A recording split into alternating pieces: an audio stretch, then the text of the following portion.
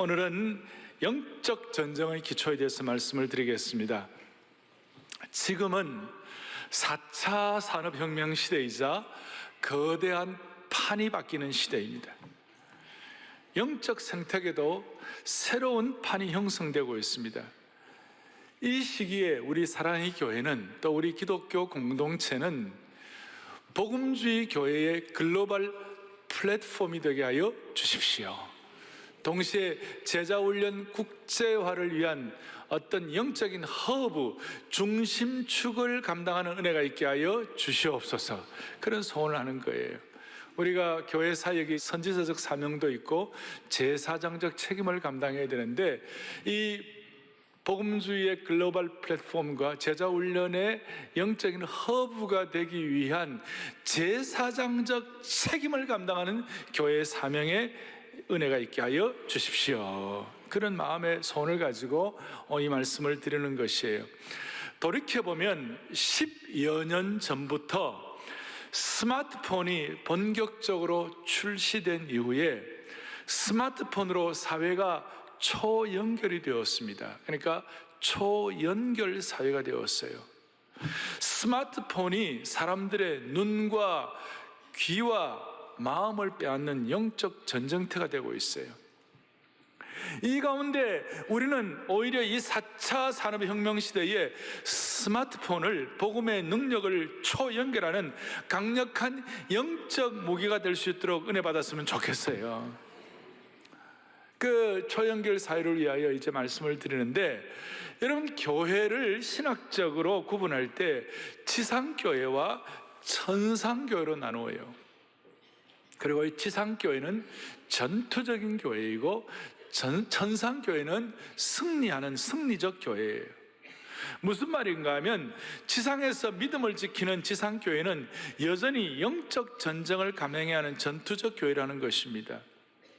그러니까 우리 모두는 예수님을 믿는 순간 영적 전쟁에 들어간다는 것이, 이걸 잊지 말아야 돼요. 요즘 같은 시기에 4차 산업혁명 시기에 이 스마트폰의 초연결 시대에 영적 전쟁은 물리적인 피를 흘리지는 않지만 보이지 않는 전쟁이 될 수가 있어요. 이 전쟁은 진리와 비진리의 전쟁이에요. 이 전쟁은, 진리는 예수님의 유일성을 우리가 집중하는 것이고 비진리는 종교다원주의를 말하는 것이에요. 이 전쟁은 빛과 암흑의 전쟁이요, 거짓과 진실의 전쟁이요, 참된 복음과 가짜 복음의 전투예요. 정통과 이단의 싸움이요, 선과 악의 전쟁이요, 어둠과 빛의 전투요, 천사와 악마의 전쟁이 되는 것이에요. 사랑하는 교우들이여, 이 전쟁에 승리할 수 있는 영적 특공대가 되기를 바라고 특별한 하나님의 군사가 되기를 바랍니다. 예수님이 우리 이 전쟁의 대장 되시는 것이에요. 그리고 교회의 지도자들은 영적인 장교 역할을 감당해야 되고, 성도들 한 분 한 분은 영적 군사 역할을 감당할 때 승리할 수가 있는 것입니다. 그리고 이 전쟁을 잘 감당할 수 있도록 영적 군사를 양성하는 참 소중한 비결이 사랑의 교회는 제자 훈련이라고 생각하고 다락방 사역을 통하여 이 귀한 일을 감당하고 있는 것입니다. 저는 마음에 소원이 생겼어요. 여러분, 이 대첩이란 말이 대첩이란 말은 크게 승리한다, 크게 이긴다는 그런 뜻이에요. 임진왜란에 3대 대첩이 있어요. 행주 대첩, 또 무슨 한산섬 대첩, 이런 거 있는데, 저는 요새 기도하는, 주여 서초 대첩을 하게 해 주십시오. 반포대로 121번지 이 서초 대첩을 감당하게 해주셔서 이것이 유럽 대첩까지 이어지게 하시고 복음의 서진으로 나가게 하여 주십시오. 복음의 실크로드로 유럽과 베이징과 도쿄와 서울을 초연결해가지고 4차 산업혁명 시대에 주시는 영적 전쟁과 선교적 임무를 감당해야 되는데, 이거 그냥 되는 거 아니에요. 누군가가 꿈을 꾸고 누군가가 준비를 하고 누군가가 기도를 해야 이루어지는 거지, 그냥 가만히 있다고 되는 건 아니잖아요. 오늘 여러분들이 읽었던 본문은 창세기에 나타난 첫 번째 전쟁 사건이에요. 고대 근동사회의 첫 번째 국제적 충돌 사건이에요. 무슨 내용인가 하면, 고대 근동사회 그 그돌라오멜이라는 정복자가 있었어요.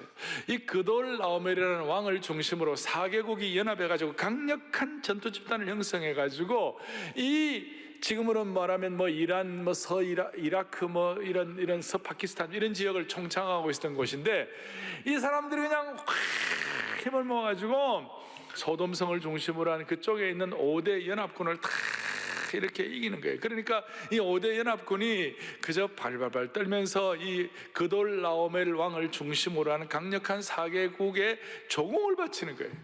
조공 바치다가 어느 나라가 시간이 지나고 난 다음에 5대 연합군이, 이 소돔을 중심으로 한 연합군이, 아이고 이거 이제는 좀 안 바치고 좀 그돌라오멜 왕으로부터 좀 이렇게 우리가 좀 자유함을 얻어봐야 되겠다, 그런 마음을 갖고 조공을 안 바치고 그냥 배신 비슷하게 했어요.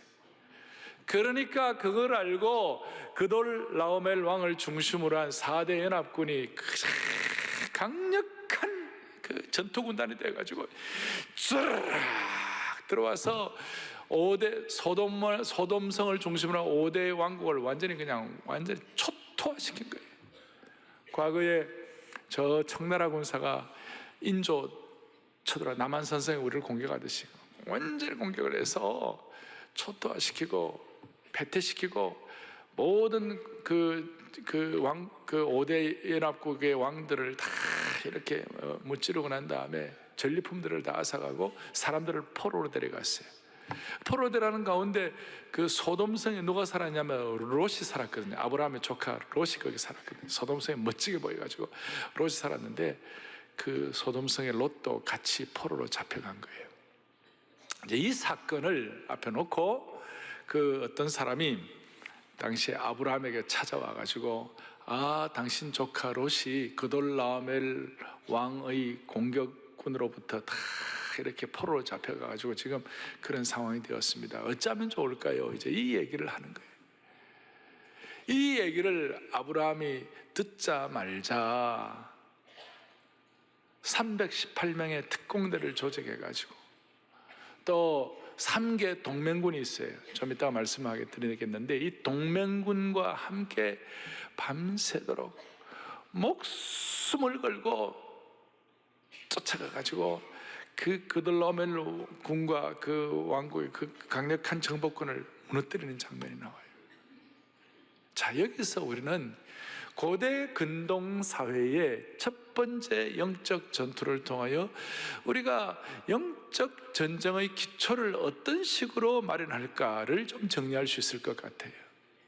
첫 번째는 손해보아도 사랑하는 것을 각오하는 것이에요. 무슨 말인가 하면, 아브라함은 조카 롯이 아브라함을 어떻게 보면 배신하고 아브라함을 버리고 자기 좋은 곳으로 자기 유익을 취하여 가버렸어요. 그러니까 삼촌 아브라함 입장에서는 저렇게 좀 엉터리로 구는 조카 롯을 그냥 모른 척해도 무슨 상관이 있겠어요? 스스로 지가 무덤을 팠지 나는 도와줄 수가 없으라고 말해도 누가 하나 뭐라고 할 사람이 없는 거예요. 배신한 사람에 대해서 아무것도 안 해줘도 힐날한 사람이 없어요. 근데 아브라함은 어떻게 했느냐? 그 318명을 데리고 동맹군과 함께 목숨을 걸고 조카 롯을 구원하러 간 것이에요. 여기서 우리가 하나 정리할 것은, 영적 전쟁 앞에 놓고 우리가 좀 적용할 것은 이거예요. 손해보아도 사랑할 거는 사랑해야 한다. 아브라함은 상처받아도 사랑한 거예요. 손해보아도 사랑한 것이. 우리가 이럴 때가 많아요. 신앙생활 하다 보면 말도 안 되는 일도 많이 일어나지만, 그래도 우리는 사랑으로 손해를 본다는 각오를 해야 영적 전쟁에 승리할 수 있는 기초가 마련되는 것이에요. C.S. 루이스는 뭐라고 얘기하느냐? 누군가를 진실되게 사랑한다면 당신의 마음은 반드시 깨어줄 수밖에 없다 그랬어요. 누군가를 진실되게 사랑한다면 당신의 마음은 반드시 깨어질 수밖에 없다 그랬어요. 깨어질 수밖에 없다는 말은 상처받는다는 그 말이에요. 여러분, 누군가를 진심으로 사랑하면 마음에 상처 입는 거예요. 자식을 정말로 사랑합니까? 자식 때문에 상처받는 거예요. 남편과 아내를 진심으로 사랑합니까? 상처받을 수 있어요. 그 상처받을 때에 손해를 각오해야 우리가 승리할 수 있는 것이. 여러분, 참된 사랑의 대표가 예수님이에요. 예수님은 우리를 사랑하셨기 때문에 당신의 몸을 찢으셨어요. 우리를 사랑하셨기 때문에 머리에 가시관을 쓴 거예요. 가시나무관을 쓰신 거예요. 허리에 창으로 찔려 물과 피를 쏟으신 거예요. 우리가 상대방을 사랑하면 상대방의 말로 휘두른 가시관을 우리가 써야 할 때가 있어요. 상대방의 비판에 엉겅퀴로 자존심에 상처가 나고 매서운 공격에 눈물이 흐를 수도 있는 것이에요. 오늘도 우리는 안아주심의 본당에 앉아서 이 말씀을 듣는 가운데 주님, 우리는 오늘도 주님을 배신했는데 주님을 배신한데도 불구하고 주님은 우리를 사랑으로 반응하시니 우리가 깨닫는 것이에요. 주님은 우리 때문에, 우리를 사랑하신 것 때문에 손해를 각오하신 것이죠. 여러분, 손해보는 사랑은 죽음보다 강하고 라는 말이 있어요. 아가서에 나오는 것인데, 죽음보다 강한 사랑의 어떤 흔적을 우리가 확인할 수 있는 것인데요, 오늘 우리가 사랑하면 상처받을 수 있다고 각오하고, 사랑하는 가운데 우리가 손해받을 수 있다고 각오하고 하는 이것 때문에 영적 전쟁에서 이길 수 있는 내공과 실력을 갖출 수가 있는 겁니다. 우리가 손해 안 보려고 맞받아치면 피투성이가 될 수 있어요. 사탄이 얼마나 좋아하겠어요. 어떤 사람들은 나는 상처 안 받기 위하여 나는 사랑도 안 할란다, 사랑 안 하고 상처도 안 받고 살란다. 이건 너무나 소극적인 것이고 인생을 포기한 것입니다. 여러분, 부모가 있기 때문에 내가 태어난 거예요. 우리 가족이 있는 거예요. 우리는 공동체가 있어요. 나 혼자서 독불장군으로 살 수가 없어요. 세상과 동떨어져서 나 혼자만 산다면 상처를 주지도 않고 받지도 않겠지만 인생은 그렇게 되는 것이 아니에요. 다른 사람과의 모든 관계를 단절하고 숨어 살면 상처 안 받아도 되겠어요? 그렇지만 그건 인생이 아니에요. 아브라함은 롯을 사랑했기 때문에 외면하지 않아요. 팔을 걷어붙이고 목숨을 걸고 그 밤에 죽을 각오로 달려가는 거예요. 이게 보이지 않는 영적 전쟁 가운데 하나님의 신적 개입을 받을 수 있는 기초가 된다니까요. 자, 이런 말씀을 준비하면서 이런 좀 말씀드리고 싶어요. 여러분, 마음이 뻔뻔한 사람은 상처받지 않아요. 다시요, 마음에 철판 깐 사람은 상처받지 않아요. 마음에 화인 맞은 사람은 상처받지 않아요. 제가 깨달은 게 하나 있어요. 그게 뭔지 알아요? 악인은 상처받지 않는다. 악인은 상처를 안 받아요. 스바냐를 읽다가 놀란 것 중에 불의한 자는 수치를 알지 못하느니라. 스바냐 3장에 불의한 자는, 악인은 뻔뻔하고 악인은 수치를 몰라요. 그런데 우리는 신앙인이, 우리는 마음이 여린 사람들이에요. 그러니까 우리는 할 말도 못하고 당하기만 하고 거절도 못하고, 집에 와서는 거절 못하고 난 다음에 내가 왜 거절 못했냐 자책하고 있고, 그럼 혼자 울고. 그래서 우리는 상처가 많아요. 마음이 여리니까 상처가 많아요. 그런데 이 상처는 사랑 때문에 상처라면 가치가 있는 것이고, 이 상처는 그렇게 되면 수준 높은 상처요, 거룩한 상처요, 하나님의 신적 기업을 위한 기초가 된다는 것이. 디모데후서 4장은 바울 사도가 생애 마지막이에요. 그럼 디모데후서 4장 16절에 보면 바울 사도가 수많은 사람들을 사랑하고 섬기고 최선을 다했는데, 디모데후서 4장 16절에 바울이 이런 얘기를 해요. 디모데 4장 16절에 다 나를 버렸다고 그랬어요. 물론 누가는 끝까지 지키고 이런 거 있지만 그래도 대부분 다 나를 버렸다. 그 정도로 참 상처 많은 세상이에요. 그냥 다 나를 버렸으면 그걸로 손해보고 그것 때문에 억울해하고 그것 때문에 힘들어하냐? 아니에요. 16장 뒤에 17절에 이렇게 나와 있어요. 같이 보겠습니다. 주께서 내 곁에 서서 나에게 힘을 주시면 나로 말미암아 선포된 말씀이 온전히 전파되어 모든 이방인이 듣게 하려 하심이라. 내가 사자 입에서 건짐을 받았느니라. 아멘. 그러니까 사람들이 다 나를 버리고 상처 주지만 그 상처를 각오한 사랑을 감당할 때에 주께서 내 곁에 서서 내게 힘을 주시는 것이에요. 그것 때문에 주님을 더 신뢰하게 되고, 주님 신뢰하면 주님이 힘을 주시는 것이에요. 그래서 말씀의 선포에 앞장서게 되고 난 다음 뒤에 기가 막힌 말씀이 뭐냐면 내가 사자의 입에서 건짐을 받았느니라. 물고 뜯고 우리 공동체, 우리 인생을 물고 뜯는 모든 가운데서 하나님께서 우리를 건져 주시느니라. 여러분 모두의 삶에 하나님께서 이 사자의 위협으로부터 건져 주시느니라. 아브라함은 상처가 있는데도 불구하고 롯에게 그런 대우를 받지 못해도 끝까지 롯을 사랑함으로 말미암아 아브라함은 사랑 보고서, 믿음 보고서를 쓴 거예요. 롯은 그렇게 하지 못하고 환경 보고서, 그냥 팩트 보고서만 썼지만, 하나 소원해보는 사랑을 각오할 때 우리는 영적 전쟁에서 승리할 수 있다. 두 번째는 13절을 보니까 이렇게 나와요. 13절 뭐라고 나와 있어요? 도망한 자가 와서 히브리 사람 아브라함에게 알리니, 그렇게 했어요. 히브리 사람 아브라함. 아브라함이라는 이름 앞에 별명을 붙였는데, 닉네임을 붙였는데 히브리 사람이다 이렇게 이름을 붙였어요. 히브리 사람이 소위 아브라함의 정체성이 된 거예요. 여기서 우리가 깨닫는 것은 확실한 정체성이 있으면 우리는 영적 전쟁을 위한 기초를 다질 수가 있다. 확실한 정체성. 이 히브리 사람이라는 히브리 어떤 지명보다는 뭐예요? 강을 건넜다, 내 인생에 도하를 했다, 내 과거로부터 새롭게 되었다, 과거는 단절하고 새롭게 되었다, 그리고 내 인생에 변화가 일어났다, 정말 영적으로 새로워졌다, 인생에 새 옷을 입었다, 새 사람이 되었다, 이런 정체성을 표현한 것이 신앙의 대이동을 했다. 갈대아 우르에서 옮겨왔다, 강을 건넜다. 이것은 태평양을 건너는 것처럼 내 인생의 큰 강을 건너서 내 내면의 깊은 변화가 일어남으로 말미암아 사망에서 생명으로 이동하는 영혼의 대이동을 경험했다, 이 말이에요.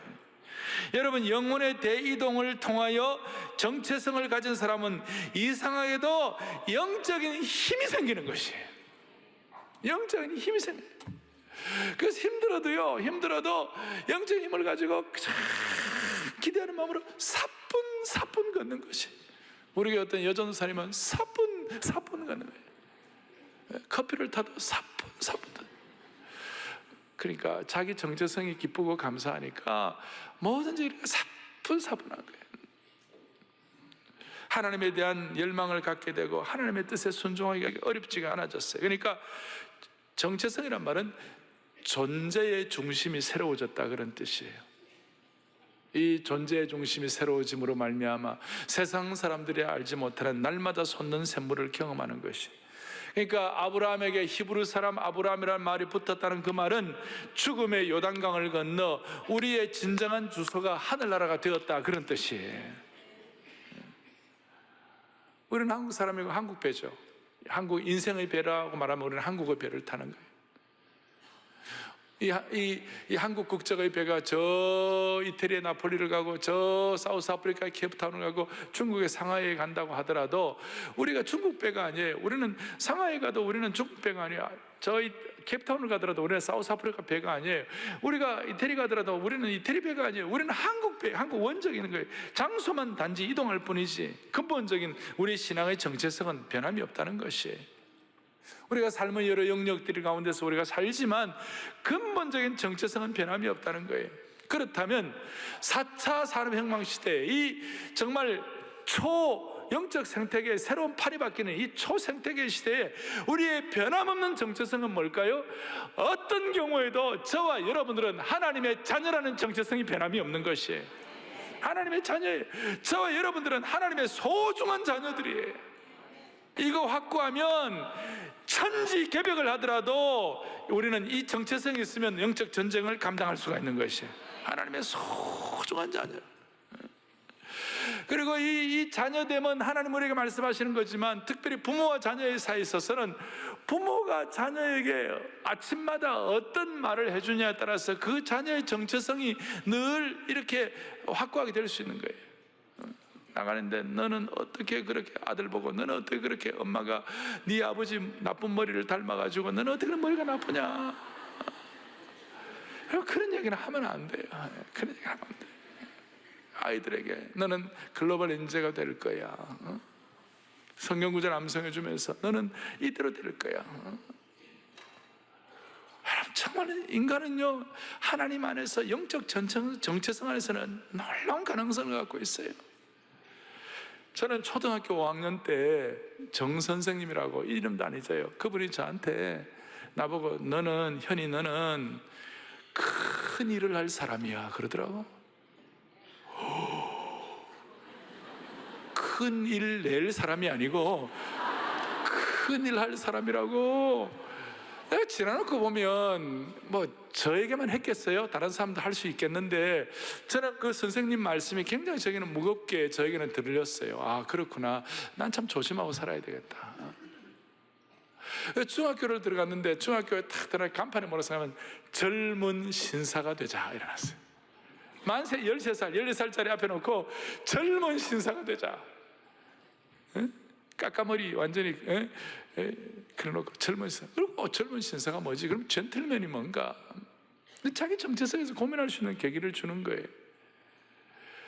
우리 교회는 회사를 운영하는 분들이 있을 거예요. 부하 직원들에게 당신은 어떤 말하는 거대로 그 부하 직원의 정체성이 형성이 되는 것이. 성도들은 이렇게 와서 주일날 와서 서로에게 얘기하는 거, 권사님 오늘 그게 뭐예요? 이런 식으로 하면 되겠어요? 우리가 서로 영적인 정체성을 확보해주고, 우리는 정말 하나님의 소중한 자녀예요. 우리의 정체성의 문제는 보통 심각한 것이야. 히브리 사람 아브라함, Who you are determines what you do. 너가 누구냐 하는 것이 내가 무엇을 할 것인가를 결정한다는 것이. 사랑하는 교우들이여, 우리는 하나님의 자녀입니다. 사랑 때문에 손해볼 각오를 하는 것이고, 영적 정체성을 감당하고, 세 번째로는 오늘 13절 뒤에 보니까 이런 내용이 나와요. 그때 히브리 사람 아브라함이 아모리 족속 마므레의 상수리 숯불 근처에 거주하였더라. 마므레는 에스골의 형제요 아넬의 형제라. 이들은 아브라함과 동맹한 사람들이었더라. 그리고 318명의 기동 타격대를 데리고 준비하고 기른 영적 강력한 특전사를 데리고 그돌라오메를 공격하러 가는 것입니다. 뭘 말하는가? 우리 모두에게는 영적으로 잘 준비하는 특공대가 있어야 되고, 영적으로 우리에게 필요한 동맹군을 확보를 해야 돼요. 특공대와 동맹군을 확보해야 돼요. 318명의 특공대는 어떻게 보면 영적 제국군의 군사라고 말할 수 있어요. 영적 정규군이라고 말할 수 있어요. 제가 한 번씩 말씀드리잖아요. 81명이 제대로 되려면 99, 81이니까 9명이 정신 차리면 된다. 그리고 10,000명이 제대로 되려면 100명만 정신 차리면 된다. 왜냐하면 100 곱하기 100은 만이니까. 10,000의 제국군은 100이잖아요. 그러면 318명은 몇 명을 감당할 수 있을까 보니까 318명, 제가 318명 자승하고 보니까 얼마냐면 10만 1124. 이거 계산 제가 해봤어요. 10만, 그러니까 318명이 영적 제국군 특공대가 되면 10만 명을 감당하는 거예요. 아마도 그돌라오멜과 그의 연합군은 승리하고 난 다음에 정복자로서 그날 밤에 아마 술 취하고 전리품 갖다가 가지고 와서 부어라 마셔라 그러면서 자기들 나름대로 그냥 배를 두드리면서 그냥 향나게 취하고 남자 여자 놀고만 그렇게 했을 거예요. 그런 사람들은 5만 명 10만 명 있어도 별 문제가 안 돼. 318명이 밤에 야습을 해가지고 달려들면 그대로 무찌를 수가 있는 거예요. 할렐루야. 오늘 하나님께서 하신 일이에요. 하나님께서 오합지졸은 10,000명이면 어떻고 5만 명이면 어때요? 318명의 영적 정예군단, 영적 제국군 군대가 밤에 기습을 하니까 다 이길 수가. 마치 보리떡 5개와 물고기 2마리를 5,000명을 먹이는 것 같은 하나님의 신적 기업의 역사가 있게 되는 것입니다.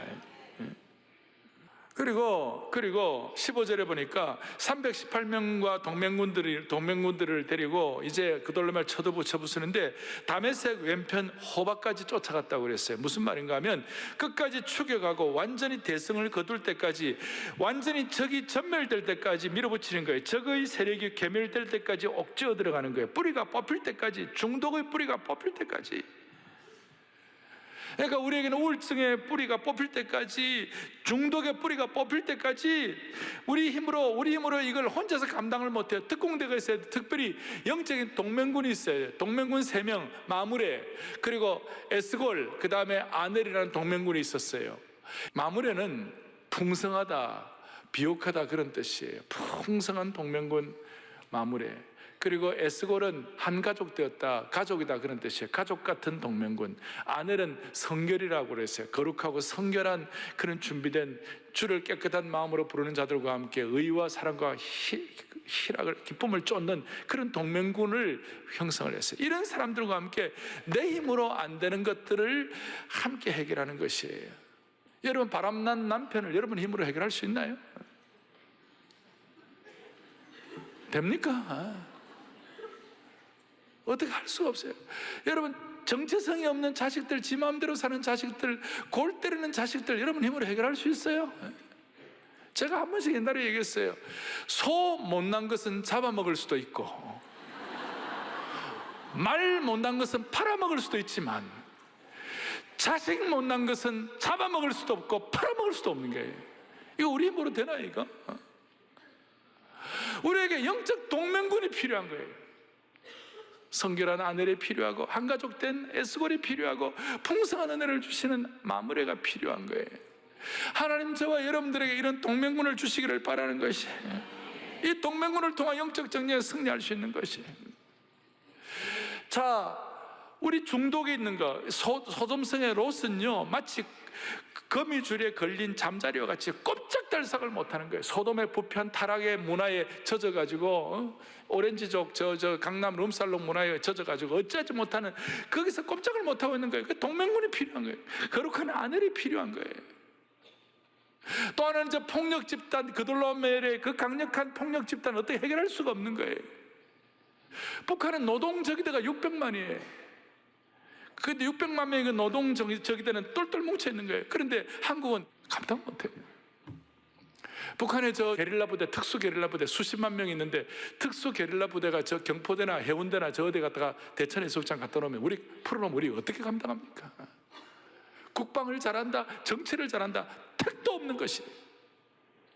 우리에겐 동맹군이 필요한 것이에요. 그리스도인 동맹군이 필요한 것이에요. 국가적으로도 하나님이 예비하신 동맹군이 필요한 것이에요. 이런 어떤 영적인 인사이트가 있어야 승리할 수 있는 것이. 부패한 본성 사이에서 이러지도 못하고 저러지도 못하는 거미줄에 걸린 잠자리와 같은 롯과 같은 그 상황이 있다면 하나님 뿌리를 뽑아 주시기를 바라는 것이. 제가 영적 동맹군을 준비하면서 19세기 영국 교회 복음의 황금기를 섬겼던, 영국 19세기의 복음의 황금기의 핵심을 섬겼던 시기가, 그 시기에 최고의 인물이 세 인물이 있었어요. 설교의 황태자, 교회를 중심으로 한 설교의 황태자, 제가 참 존경하고 사랑하는 찰스 하돈 스펄전 목사님. 그 다음에 영국의 참 구제와 고아의 아버지 조지 뮬러, 5만 번 기도 응답을 받은 조지 뮬러. 조지 뮬러 같은 경우는 얼마나 사회사업을 잘했는지. 그런데 그 수많은 고아들을 먹여 살는데 하루는 고아들이 먹을 것이 없어 굶고 있었어요. 굶고 있는데 갑자기 왕실에서 그 왕실 음식이 추록으로 막 들어오는 거예요. 알고 보니까 왕실에 연애를 하려고 그랬는데 왕실 연애가 갑자기 사정상 취소가 돼가지고 이거 어떻게 할까 했대. 조지 뮬러의 고아원에 갖다 주자. 그 정도로 조지 뮬러의 사회사업과 구제사업이 좋았어요. 세 번째로는 당시에 최고의 선교사, 현대 선교의 아버지 허드슨 테일러. 동시대를 살았던 사람이에요.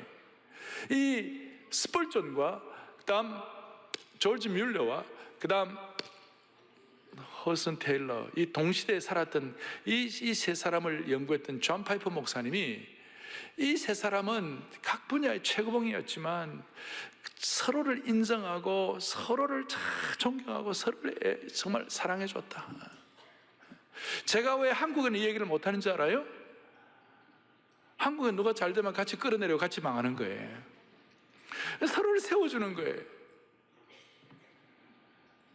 근데 이 세 사람이라고 문제가 없었던 것은 아니다. 스펄전 같은 목사님은 너무너무 힘들었다. 스펄전은 많은 비난을 받는 고난의 설교자였다고 합니다. 그의 설교는 언제나 일부 지성인들에게 비판과 난도질을 당하였고, 그의 육신은 통풍과 류머티즘과 신장염과 우울증으로 고통하였다. 그래서 스폴전 목사님 50대 중반에 소천했어요. 얼마나 힘들었는지 스폴전 목사님은 나는 종종 나에 대한 비방 때문에 주저앉았으며 나의 마음은 비통함으로 너덜너덜해졌다. 나의 마음은 비통함으로 너덜너덜해졌다. 이게 스폴전 목사님의 고백이에요. 고아의 아버지 조지 뮬러는 4명의 아이가 있었지만 3명의 아이를 잃어버렸어요. 선교의 현대 선교의 아버지 허드슨 테일러는 아내 마리아가 33세로 죽었고 8명의 자녀 중에서 5을 잃었어요. 여러분 상상이 됩니까? 8명의 자녀 중에 5명을 잃을 때 그때마다 장례식 지낼 때마다 아버지 마음이 어떻게 시커멓게 타들어갔을 거예요. 이 3사람 모두 고난과 역경의 길을 걸었고 죽음을 통과한 사람들이에요. 죽음을 통과하다 보니까 하나님을 향한 신뢰 없이는 못 사니까 그런 마음이 서로에게 소통이 됨으로 말미암아 서로 간에 영적 동지애를 가지고 격려하면서 하나님의 영광을 드러내는 일을 최우선순으로 삼는 거예요. 그래서 스폴전 목사님은 나는 조지 뮬러를 통하여 깊은 영혼의 격려를 받았다. 나는 중국에 있는 허슨 테일러 선교사를 통하여 선교의 승리의 보고를 할 때마다 내 마음이 너무너무 기뻤다.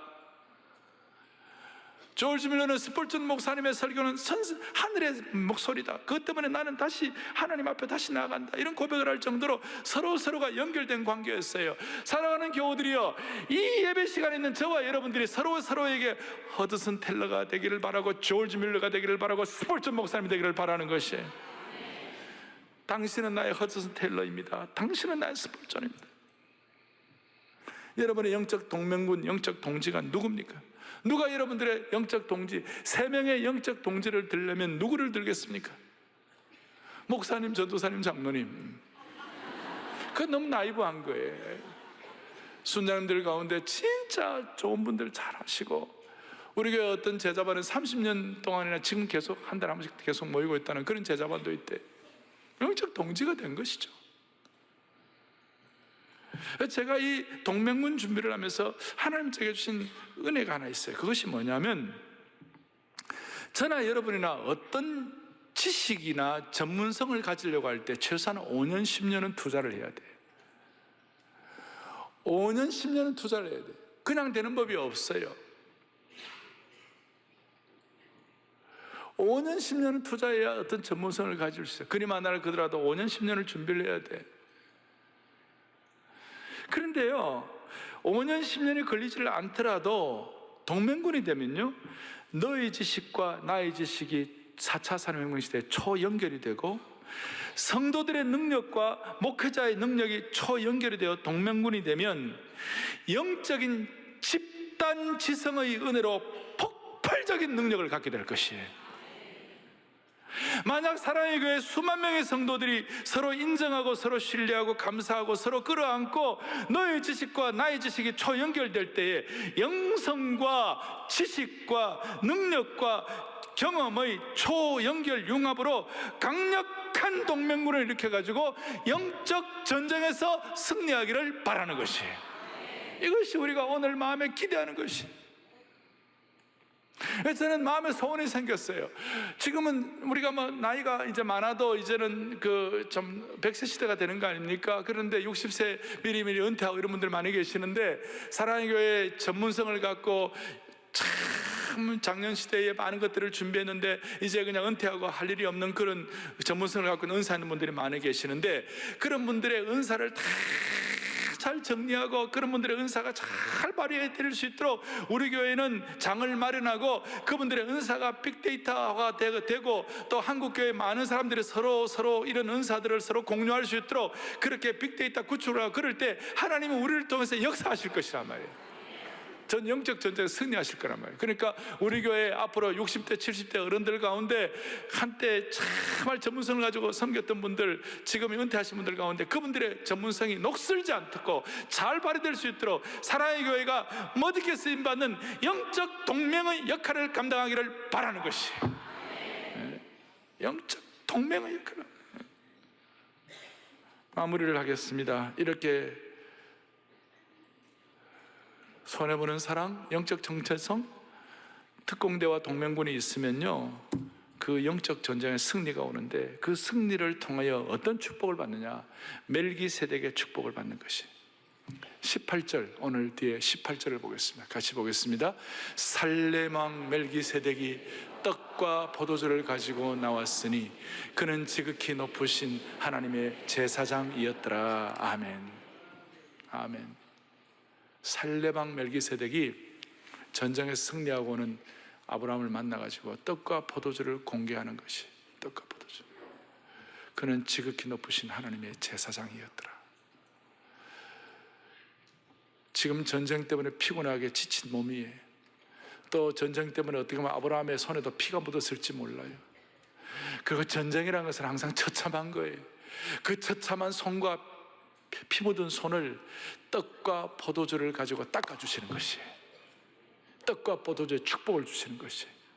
여기에 대해서 신약의 히브리서 기자가 히브리서 7장 1절로부터 3절까지 이런 해석을 하고 있어요. 히브리서 7장 1절을 같이 봅니다.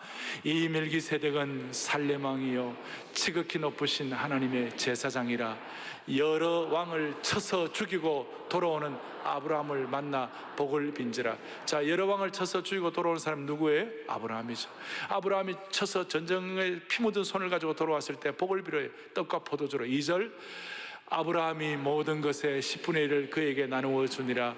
그의 이름을 해석하면 먼저는 의의 왕이요 그 다음은 살렘 왕이니 곧 평강의 왕이요. 3절, 아버지도 없고 어머니도 없고 족보도 없고 시작한 날도 없고 생명의 끝도 없어 하나님의 아들과 닮아서 항상 제사장으로 있느니라. 아멘.